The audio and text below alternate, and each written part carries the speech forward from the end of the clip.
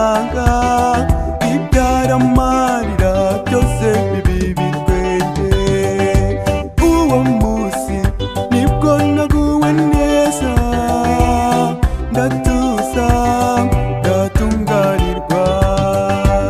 Uwo munsi nibwo naguwe neza, ndatuza ndatunganirwa. Uruwera ntacyamuza kurangurura, vuga ineza yawe.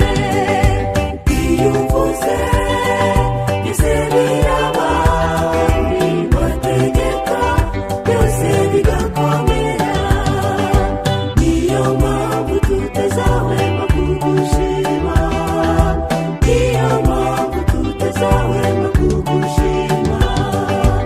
Uruwera ntacyamuza kurangurura, vuga ineza yawe.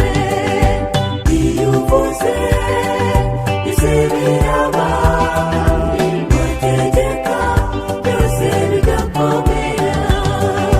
Niyo mpamvu tutazahwema kugushima, niyo mpamvu tutazahwema kugushima.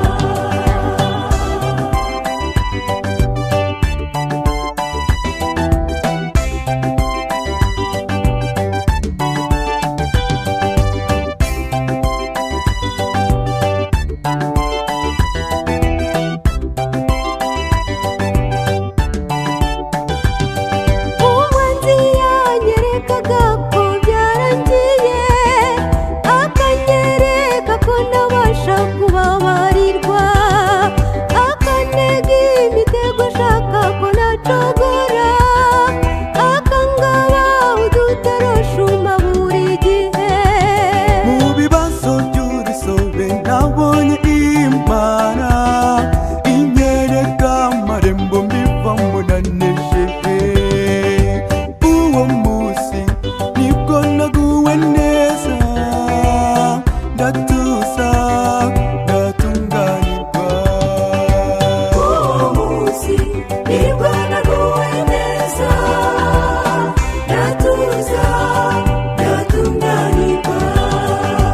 Uruwera ntacyamuza kurangurura, vuga ineza yawe. Iyo uvuze ese biraba, wategeka byose bigakomera. Niyo mpamvu tutazahwema kugushima, niyo mpamvu tutazahwema kugushima. Uruwera ntacyamuza kurangurura, vuga ineza yawe. Iyo uvuze ese biraba, wategeka byose bigakomera.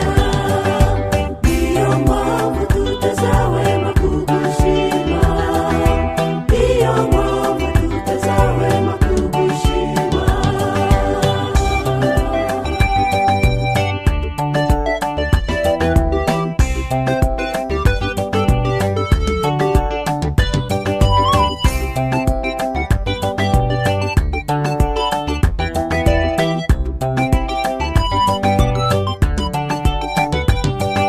Abafite imitwaro ibaye z'ibitugu, umwami Yesu ateze ibiganza mu musange, aravuga ati abarushye muze mbaruhure, kuko nawe asanze Yesu ngo adahamara amasa. Ako kahava n'itsinzi